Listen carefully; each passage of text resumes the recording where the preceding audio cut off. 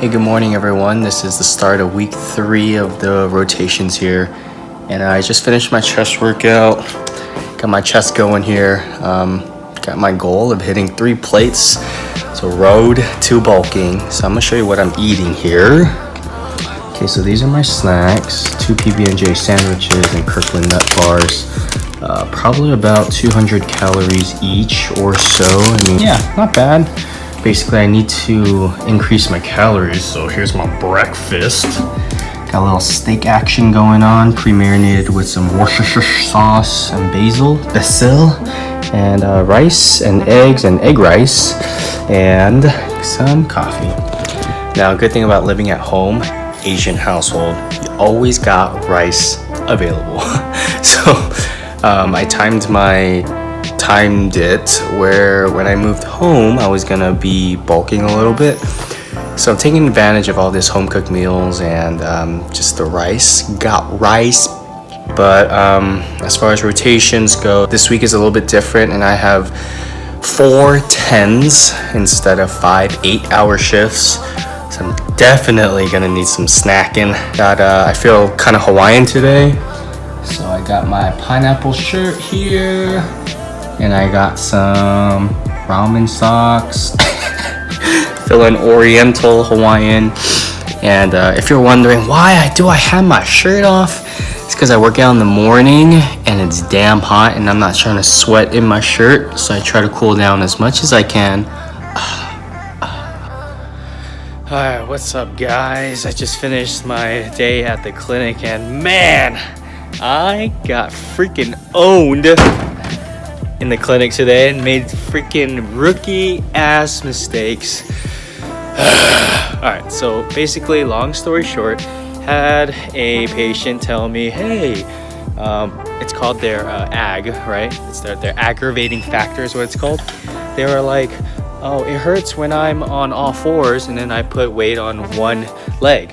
And then he had knee pain, right? So I was thinking, okay, well I assumed, they said, oh, he's gonna be on all 4 of his limbs, so his hands and then his knees, and then when he puts pressure on his knee, it hurts, right? So that's what I assumed, but I never really asked him.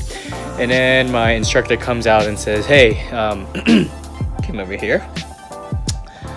So why didn't you ask him what that position was like? I was like, well, isn't it all 4s and then he's just, on his knees, hands and knees, and he just puts pressure on there? He goes, well, you'd be surprised about how many people say certain things and they show you something totally different, right? So I go, okay. And so I gotta show you what happened. So I'm in my mind, I'm thinking he went like this. Okay. So I'm thinking he's going something like this, right? And he goes, my knee hurts. So I said, hey, can you get into that position? He goes, okay.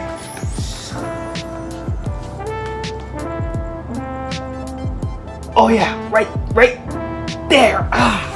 Right there.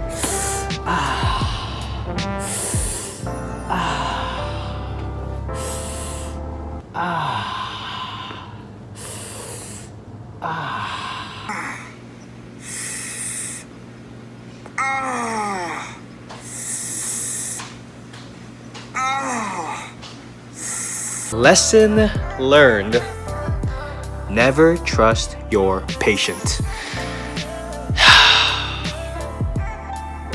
Rookie ass mistake. It's like almost 5 in the morning. Gotta get my workout in. Only have an hour. Every morning's like this. I'm not really that much of a morning person to wake up and go work out and do stuff like this, but I have to get it in. And this is the only time throughout my whole day where I can squeeze in a workout. I usually like to work out around like 10 or 11 a.m. if I could squeeze it in at lunch or whatnot. That's my preference, but based on work availability, doesn't really happen. Couldn't hit chest. Let's go. I'm over here at the tailor trying to get my tux here. Been here for over a damn hour. It sucks to be buff. So I am fortunate enough to come home and eat lunch with my grandma. Hi.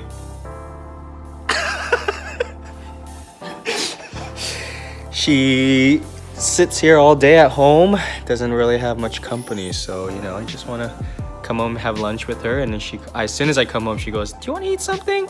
And I say, "Yes," and then you could just see her heart pounding and her eyes just glowing, because that's her joy in life, to serve and to feed me and make me fat. So today's Taco's birthday, so in celebration, I thought I'd dress up for him. Happy birthday to you. Happy birthday to you. Happy birthday, dear Taco. Alright, so here's another vlog for another learning lesson. So I had a patient today who came in with cerebral palsy, and pretty complicated case, multiple things going on. The hip is just the bone is just in there, so you got a lot of the joint narrowing in there, and also some radiating symptoms down the leg. So long story short, trying to elicit that radiating symptom, so I have her laying face down, prone, and I'm doing PAs, which is called posterior to anterior, so back to front. So the person's laying down and I'm pushing back to front in the lower back, right?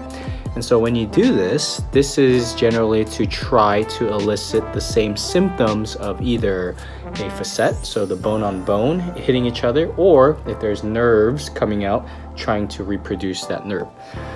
So with her, a lot of her pain, she said, when she was walking, and especially when her leg was behind her, she felt some of that hip pain. So what I did was I had her go face down and I was pushing on her back. And as I was pushing on her around L5 and then L3, she says, I got that hip pain in the front. And I go, oh, okay. And then my CI and I step out and he goes, well, why do you think she has that pain in the front? And I go, well, maybe because I am messing on the nerve and it's reproducing her symptoms. It's like, well, does L5 and L3 kind of have dermatomal patterns to the front of the hip? No, not really. It's like, well, right. So what do you think is going on? I don't know what the hell is going on. It's like, well, okay.